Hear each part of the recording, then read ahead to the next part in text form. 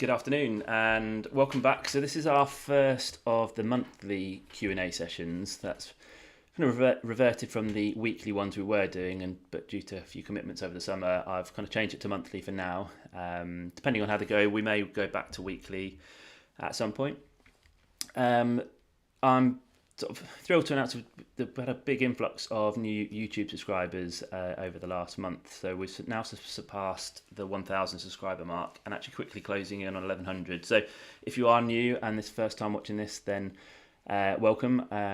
Thank you for joining. And if you are watching and you've not subscribed yet, then please do just take a second to subscribe to the YouTube channel, because it is something I'm going to do, keep putting a lot more work into and keep trying to grow this year. So if you are watching on YouTube, you can do that by clicking on the bottom right hand corner and clicking subscribe. And if you're on Facebook, then if you just head over to YouTube at some point and search Never Told to Lift, you'll find us there. But yeah, if you are watching and you've not seen these before, my name's Chris, I'm a physiotherapist, and I'm here to try and just really help get you started with lifting weights and starting strength training as an older adult, and just navigating some of the difficulties that might come with starting a little bit later in life. And these sessions are a chance for you just to ask me any questions that you might have about getting started or anything you might be stuck with. So if you are watching this live, please just use the chats feature, and if I can, I'll answer it live in today's live stream, and if not, then I'll answer it in the next one coming up and do a bit more research. That next one is going to be Wednesday the 25th of September, so it's always going to be the last Wednesday of the month at 12 o'clock. If you're not watching this live and you're watching the recording, then please still do write in the comments. I do come back and check the comments each week, and I can then again answer that in next month's Q&A. But for now, I had a question come in this morning from Sharon. So Sharon says, I was wondering what you recommend doing at the end of your 12-week program once you reach 5 reps.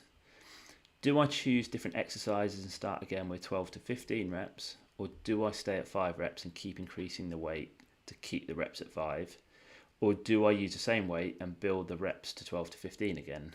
Thanks. So firstly, hi Sharon, thank you for your question. And actually, firstly, well done for actually getting through the 12 weeks and getting to the 12-week, to the 5 rep max mark. So you're ahead of so many people. Not many people actually get to that point and stick with the program. So that in itself is worth stopping and sort of celebrating for a second. For anyone who hasn't or doesn't quite know what she might be referring to, Sharon's been working through the free ebook that I've got. So it's Never Told to Lift ebook. So you can get that. I'll just quickly bring that up by going to nevertoldtolift.com/start-here, and that is in the description below. But in that ebook, there's a workout template and exercise variations that you can put into that template that you start working through. And initially you start to try and build confidence in the exercises. Then you start to try and reach muscular fatigue at 15 repetitions. And then eventually over 12 weeks, or for some people might be a little bit longer, we get to the point where you've increased the weight enough so the muscular fatigue kicks in at about 5 repetitions. So the last repetition, the 5th one you do, is the last one you can manage. And that's really where the strength comes in. So Sharon's been working up to that point and has now reached the point where she's increased the weight enough to reach fatigue at 5 reps and is now wondering what to do next. Does she stop there? Does she change the exercises, etc.? So Sharon, it's a brilliant question. There's a few different options, and I'll kind of talk through, and you've mentioned actually the few options already. So I'll kind of elaborate on each one, and hopefully that gives you an idea of which one you might want to choose. So the first one is you could just spend a little bit longer, another month, maybe a couple of months, just staying at 5 repetitions. And like you said, as you keep doing it, your 5th one will start to become no longer your 5th one that you could do. You probably could have done a 6th and maybe a 7th, so you can up the weight a little bit more. And you can just see how high a weight you can lift. I mean, you could even try a little bit less and do 3 or 4 repetitions if you wanted to. The downside to that approach, if you just stayed at 5 repetitions and just increases weight a little bit, is that the progression that you see feels a lot slower, because at least if you're increasing the weight to bring the repetitions down, you end up actually increasing the weight in bigger chunks to bring the repetitions to fatigue down. But once you get to a point where you're trying to just maintain the repetitions at 5, you don't feel like you're able to increase the weight quite as much, so that then isn't quite as motivating. And if it's not as motivating, the chances are you might get bored with it and feel like you want to stop, or just not quite give it the effort that it deserves. So that is an option. It's not one I tend to work on because I tend to get a little bit bored and I like to mix things up again. So one of the other options is we can then keep the exercises the same, and you can spend the next 12 weeks gradually reducing the weight, so that rather than reaching fatigue at 5 reps, you actually start to get out to maybe a little bit like 6 to 8 reps. And then over a few more weeks, you might reduce the weight again so that you can get down to 8 to 10, then 10 to 12, and eventually over 12 weeks get down to 15 reps max again. And what you'll find is the weight that you're now reaching muscular fatigue at 15 reps is so much higher than when you first started doing this all together. And again, seeing that difference is again really motivating. So that's another option. But again, it can be a little bit demotivating, because generally to increase the reps, you're going to have to reduce the weight down a little bit more. So in one sense, it feels like you're getting worse because you're seeing the weight you're using go down. So again, a lot of people tend to get a bit disheartened with that, which then leads me on to the last, and what I tend to recommend and what I work with my clients and patients in the gym, in the clinic, is once you reach that 12 repetition or 12 week mark, you've got down to 5 reps and you've maybe spent a couple of weeks doing that, then I tend to just stop, change up all the exercises again. So in that workout template, for the first workout, pick a completely different 4 variations of exercises, and in the second workout again another 4 different variations of exercises, and then start from scratch again at 15 reps. So you're then going to find your confidence, spend a week or 2 working out what weight you need to reach muscular fatigue at 15, and then you can go through that entire process again of gradually building the weight to reduce the reps. And again, it feels like it's a lot more motivating because you're seeing those weights go up week by week again, and you're seeing the reps you reach fatigue at come down again, knowing you're getting closer to what we really want as strength, and you're doing it with a whole new set of exercises, so it's a little bit more interesting. So that is the approach I tend to take, and I do with the people in the clinic, because 12 weeks, or some people do it a little bit longer and do 16 weeks, but it's long enough that you're consistently doing the exercises, trying to reach fatigue all the time to push them to actually get strength from those workouts. But it's not so long that you get really bored with them and then get bored with the gym and blame the gym, whereas actually it's maybe you could have just mixed the exercises up. So I hope that helps. Please let me know if that did help, or if you've got any follow-up questions from that. So that brings me on to the next question. Is from someone I had in the clinic this week. So they've recently had a knee replacement, not done a huge amount of weights in the past, but has done a little bit of gym work and sort of more cardio based exercise. But they came in about 2 months after their knee replacement and just wanted to know they need to get stronger, but assumed they weren't able to lift weights because of the knee replacement. I thought that might be a reason why they couldn't, and what their alternatives, and basically the question was, can I lift weights after a knee replacement? And the short, simple answer to that is yes, you can. If you've had a knee replacement done and you've gone through that initial recovery period afterwards, you've probably got a level of muscle atrophy in the muscles around the knee, so hamstrings, quadriceps, maybe the glutes, and even in the calf, because there's been pain associated with the surgery itself. You probably were in a lot of pain prior to it, hence the reason for the surgery in the first place, and you probably lost a lot of strength around that knee.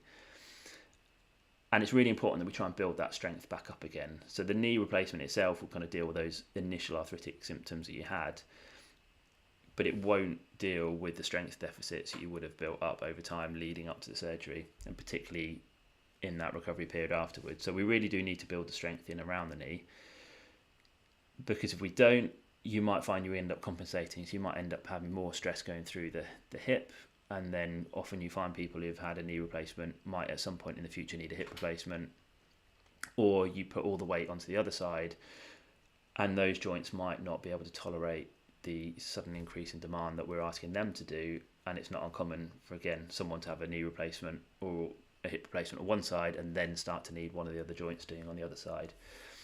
So yeah, not only can you lift weights after a knee replacement, I'd say it's really important that you do as well.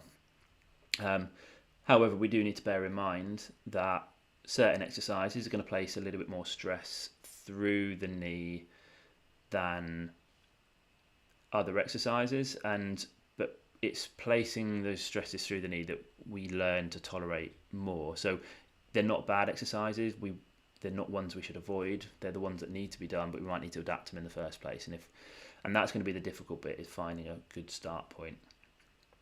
So again, I've actually got a video. My next sort of edited, published video that I'm going to do in the next week or two is about adapting squats around an arthritic knee. So again, if you're not already subscribed, do take the chance to subscribe to the YouTube channel now, and then you'll get informed when that video comes live.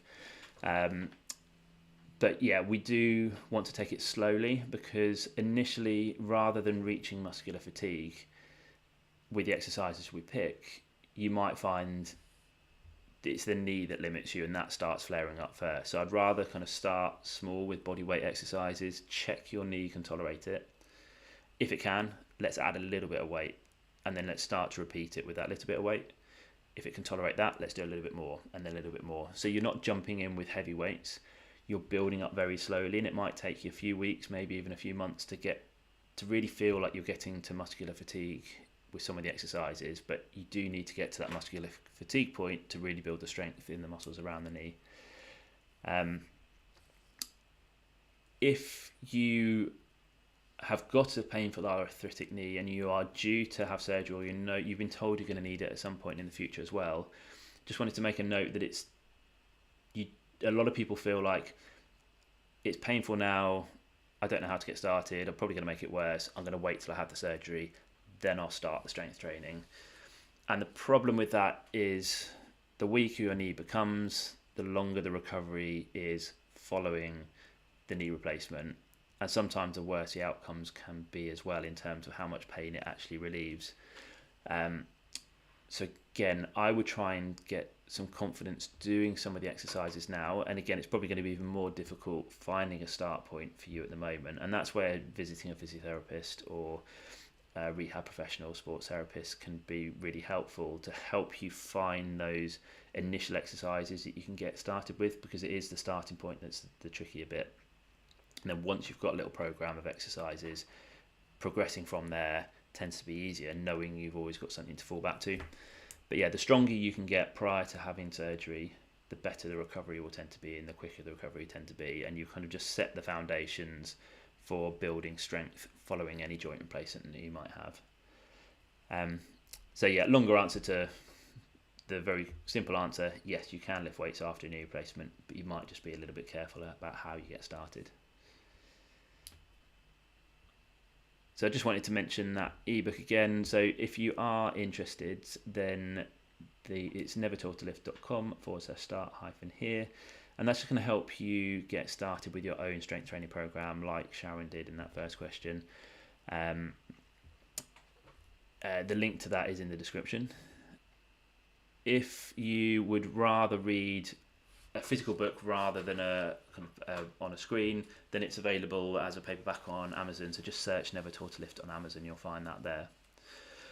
Just a reminder that this is a chance for you to ask questions if you are watching live. So if you are watching and you've got a question for me, please do put it in the chat and that will come through to me and I can bring that up on screen and then we can go through that question and that answer here. If you are watching this as recording, then again, do use the comments feature and I will come back to that in next month. But for now, I've just got one more question that I wanted to go through that I've got prepared, and then if any more come in, I'll tackle those as well. So this question was, what exercises should I start with? I've never lifted weights before. And again, this is covered in more detail in the ebook, but what I tend to try and start people with is, rather than kind of isolated exercises, just focus on one muscle at a time, that tend to be what the fixed machines do, where maybe you're sat in a seat with a pad and you kick your legs forwards and back, or you pull back in the hamstring curl, or you might kind of hold the bars here and push forwards. They're all brilliant exercises as well and good to add in there, but they do only work generally one muscle group at a time. So in order to cover the majority of the body, you're going to have to do a lot more exercises. So I tend to start people with what we call the functional movement patterns. So there's 7 functional movement patterns that we work through, and actually out of those, 4 of them are probably the key ones I'll probably get people started with, and then you can always bring the other ones in later on. But those 7 functional movement patterns are the squat. So it's that action of standing up and sitting down. Then there's a hip hinge, so you're kind of bending at the hip. So when you go down to pick something up off the floor and back up again, you're kind of hip hinging there. So again, that's one we do on a day-to-day basis that we can replicate in the gym. Then there's a lunge-based activity or exercise. So that's where you are kind of 1 foot further forward than the other and you bend the back knee down to sort of towards the floor. But again, often if you're holding something, you might go down into a lunge to pick it up. Then you've got something where we push, so we might push ourselves away from the floor, or we push something away from us, like we're lying on our back doing a bench press. Pull, we pull something towards us, or we might pull ourselves up towards the bar in terms of a pull-up. Then there's rotation of the body, so we might pull against resistance to come across your body. And then there's gates, which is kind of carrying exercises. So you might hold some weights and push forward, which is the same way as you might push a wheelbarrow, or you might carry a suitcase in one hand and walk forwards with it. So those again are squat, hip hinge, lunge, push, pull, rotation and carry. And out of those, if you've only got you're new to it, you only want to kind of just dip your toe in the water with a few exercises to begin with, I would do some variation of a squat. So you could just have a chair and you sit down and stand up again, and that is you doing a squat. Then you can do that with a bit of weight, or you could do that with a rucksack with some bottles of water in to start to add a bit of resistance to it. Then we've got hip hinge. So again, you could lay on the floor, bend your knees and do what we call a bridge exercise, where you're trying to lift your bum up in the air. Or there's deadlift type motions as well. But again, if you're new, I'd start with a bridge, and then you can always start to look up how to do those, or the ebook will cover those, or I've got some videos on those 7 functional movement patterns as well. So if you have a look on YouTube and go to the Never Told to Lift channel, you'll find it in the videos tab. It's a fairly recent video, so that shouldn't be too hard to find. And then I would do some form of the push exercise. So again, you might lay on your back and hold some dumbbells and then press up and back down again. And then I would do some variation of a pull exercise. So for that, if you're at the gym, you can use a cable machine, or if you're at home, you can use one of these resistance bands, and you can use these door anchors to secure it to a door. And then you would just hold the band and then pull against that resistance and back out again. So they're kind of 4 that I would generally start with. And then, let's say, get used to them, get confident with them, doing a little bit of resistance, and then you just gradually want to increase the resistance. So you're starting to find that point where you reach muscular fatigue, and that's going to be really where you get the muscle growth and the muscle strength that happens. If it's easy all the time, then you're never going to quite build strength from it. It's still sometimes worth moving the body, and it's always a good thing. But if your strength is your goal, we are going to want to add some resistance to that.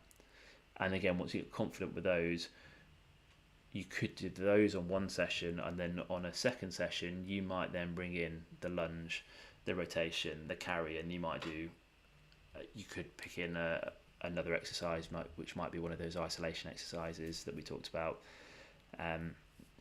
And that's what I tend to recommend, and what the ebook recommends is if you can do 2 alternating workouts that both have 4 exercises or more in each that target all of the body and all of those movement patterns, you've got a nice comprehensive routine there that is going to try and start to create a robust, resilient body that's going to deal with the demands of everyday life, and just make life easier and help just make your whole body stronger from there.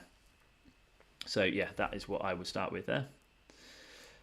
So like I say, that is all the questions that I had prepared. So if you do have a question, this is your last chance to let me know. Just a couple of other things I've not mentioned that you might be interested in is, if the ebook sounds interesting, but the fact it's an ebook it puts you off slightly, then I've got it available in course format, where there's lots of little small bite-sized videos. You get access to me by group calls every week to discuss through any difficulties you might have. But that's called Stronger for Life, and you can find that by going to nevertoiltolift.com/course. And the last thing is, you might like sort of the logo there, and sort of want to make a statement in the gym, and you can find there's a whole sort of series of t-shirts and hoodies and things. If you go to nevertoiltolift.store, you can find some of those there. But for now, I think that is all the questions that are going to come in. So as a reminder, next session is going to be on Wednesday the 25th of September. So that's the last Wednesday in September, and it's going to be at midday again. So again, if you didn't catch us live and you're watching the recording, do use the comments. I will come back to have a look at that throughout the month, and any questions that are commented below I will cover in next month's. Equally, if you don't want to put it as a kind of public comment and you'd rather kind of keep it anonymous, you can send me an email. So it's chris@nevertooldtolift.com. So it's chris@nevertooldtolift.com.